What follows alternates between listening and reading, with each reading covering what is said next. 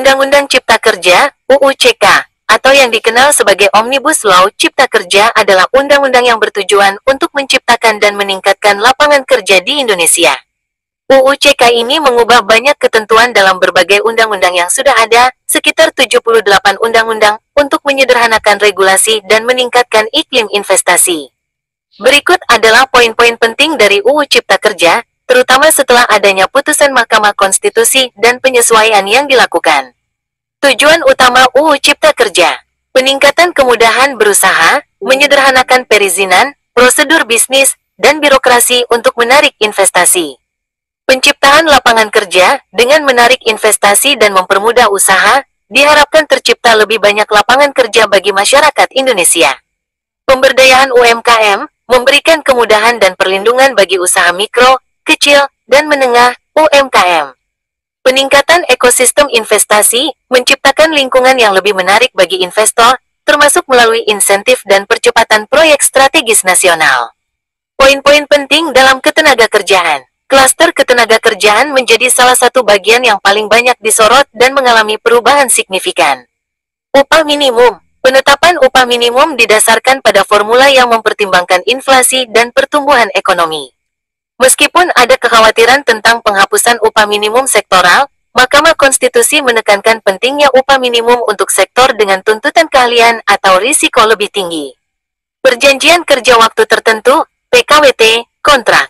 Mahkamah Konstitusi telah memutuskan bahwa PKWT, termasuk perpanjangannya, tidak boleh melebihi 5 tahun. Ini bertujuan untuk memberikan kepastian hukum bagi pekerja dan pengusaha. Pengusaha harus memastikan durasi kontrak sesuai dengan batas 5 tahun dan kejelasan dalam perpanjangan untuk mencegah sengketa.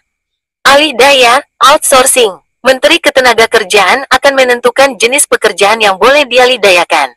Perjanjian outsourcing harus jelas mengenai hak-hak pekerja, termasuk gaji dan jaminan sosial, untuk mengurangi risiko bagi pekerja. Waktu kerja dan hari istirahat. Pengusaha memiliki fleksibilitas dalam mengatur jadwal kerja, namun harus tetap memastikan hak pekerja atas istirahat terpenuhi. Karyawan berhak atas 1 hari istirahat untuk 6 hari kerja, atau 2 hari istirahat untuk 5 hari kerja. Ketentuan tenaga kerja asing, TKA.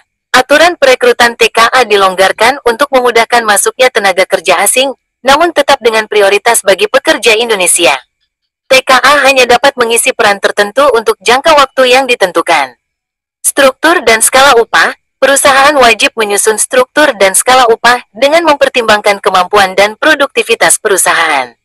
Ini akan menjadi panduan untuk menentukan gaji karyawan yang telah bekerja selama 1 tahun atau lebih. Pesangon, ada perubahan dalam perhitungan dan besaran pesangon dibandingkan dengan UU Ketenagakerjaan sebelumnya, dengan batas maksimal yang ditetapkan. PHK, proses pemutusan hubungan kerja, PHK, juga diatur ulang, dengan fokus pada penyelesaian melalui jalur bipartite sebelum ke pengadilan. Poin-poin penting lainnya, perizinan berusaha berbasis risiko. Perizinan usaha kini didasarkan pada tingkat risiko kegiatan usaha, yang bertujuan untuk menyederhanakan proses bagi bisnis berisiko rendah. Pertanahan, menyederhanakan proses pengadaan tanah untuk proyek pembangunan, termasuk pembentukan bank tanah. Lingkungan hidup, ada penyederhanaan dalam persyaratan AMDAL, analisis mengenai dampak lingkungan, dan perizinan lingkungan. Perpajakan, ada beberapa perubahan ketentuan pajak untuk meningkatkan kemudahan berusaha dan memberikan kepastian hukum. Investasi, pembentukan lembaga pengelola investasi, seperti Indonesia Investment Authority, INA, untuk menarik investasi asing. Perkembangan dan tantangan, meskipun bertujuan baik, UU CK juga menimbulkan berbagai kontroversi, terutama dari serikat pekerja dan masyarakat sipil, terkait isu-isu ketenagakerjaan, hak-hak pekerja, dan dampak lingkungan. Pemerintah telah melakukan revisi dan penyesuaian setelah adanya putusan Mahkamah Konstitusi yang menyatakan UU Cipta Kerja inkonstitusional bersyarat.